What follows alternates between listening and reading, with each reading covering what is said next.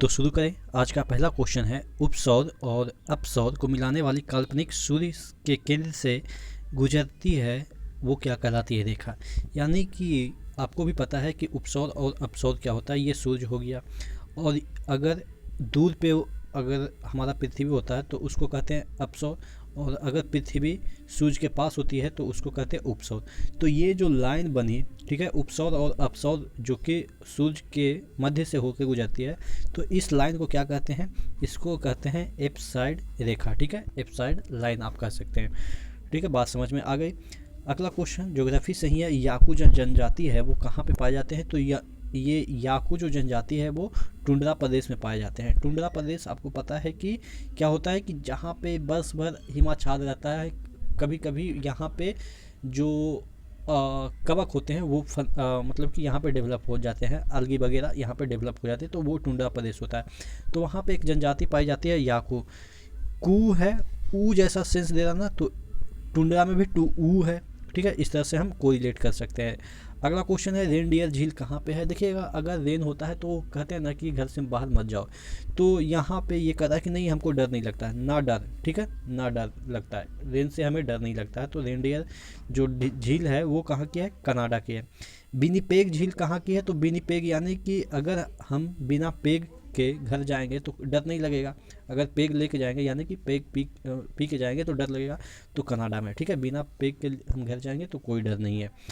अगला क्वेश्चन है, अल्पाइन चरागाह जो है मर्ग और बुग्याल कौन से हिमालय पे पाए जाते हैं? देखिए, 3 प्रकार के हिमालय होते हैं। एक बृहद हिमालय, उसके बाद लघु हिमालय, उसके बाद निम्न हिमालय होता है। ठीक है, बृहद हिमालय को ग्रेटर हिमालय भी कहते हैं। ठीक है, और ये मध्य हिमालय भी, लघु हिमालय को मध्य हिमालय कहते हैं, और ये निम्न हिमालय है। ठीक है, इसको बाह्य हिमालय भी कहते हैं। ठीक है, क्योंकि ये बाहर है। इस तरह से ये सबसे आंतरिक हिमालय, मध्य हिमालय, और ये बाह्य हिमालय। तो जो अल्पाइन चारागाह मर्ग और बुग्याल है वो कौन से हिमालय पे है? ये लघु हिमालय पे, यानी कि जो मिडिल वाला हिमालय है उस पे है। और जो आपका दून और द्वार है, जो दून और द्वार है वो निम्न हिमालय पे। अब देखिएगा, अगर कहीं हम पहाड़ पे चढ़ते हैं तो गेट के थ्रू चढ़ते हैं, मतलब द्वार के थ्रू चढ़ते हैं, तो द्वार तो सबसे नीचे ही होता है ना, तो सबसे नीचे वाला हिमालय पे कौन सा होगा? दून और द्वार। और अगर इस पे दून और द्वार याद हो गया तो उसके बाद वाला हिमालय पे कौन सा हो जाएगा? मर्ग या बुग्याल, जो कि कहाँ पे है? ये आपके जम्मू कश्मीर के क्षेत्र है मर्ग, जिसको जैसे कि गुलमर्ग हो गया। और ये दून और द्वार कहाँ पे है? ये आपको तो पता है, देहरादून, ये सब आपको पता है, हरिद्वार, ये सब आपको पता है। ठीक है, तो अगला क्वेश्चन की ओर बढ़ते हैं। भारत का नारकोंडम एक कैसी ज्वालामुखी है? देखिएगा, एक बैरन ज्वालामुखी है, एक नारकोंडम ज्वालामुखी है। तो बैरन जो है वो सक्रिय ज्वालामुखी है, लेकिन नारकोंडम यानी कि यहाँ पे नहीं मतलब कि कोई कांड करने वाला ये है। जब नहीं कोई कांड करेगा तो सुषुप्त ज्वालामुखी हो जाएगा। ठीक है, अगला क्वेश्चन की ओर बढ़ते हैं। सिंगरेनी कोयला क्षेत्र कहाँ पे है? देखिएगा, क्वेश्चन इस तरह से फंसाया जा सकता है। एक होता है सिंगरेनी और एक होता है सिंगरौली। रौली एक होता है।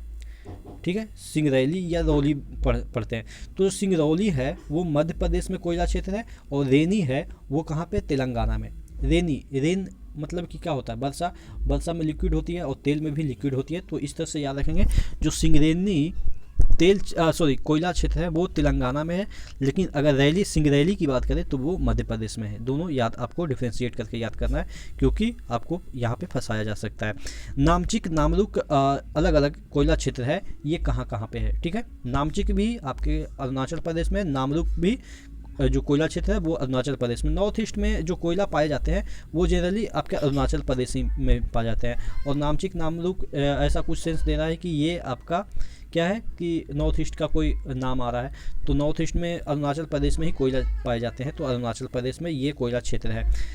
वारंगल सोना क्षेत्र की सोना की खान कहाँ पे? वारंगल आपको पता होनी चाहिए कि पहले आंध्र प्रदेश में था, लेकिन जैसे ही आंध्र प्रदेश का बंटवारा हो गया तो तेलंगाना में ये चला गया वारंगल। ठीक है, इस तरह से याद रखेंगे कि बाद में मतलब कि गाना गाते हैं तेलंगाना। ठीक है, बाद में ही गाना गाते हैं, तो इस तरह से इसको याद रखेंगे। तो नेक्स्ट वीडियो में मिलते हैं, तब तक के लिए धन्यवाद।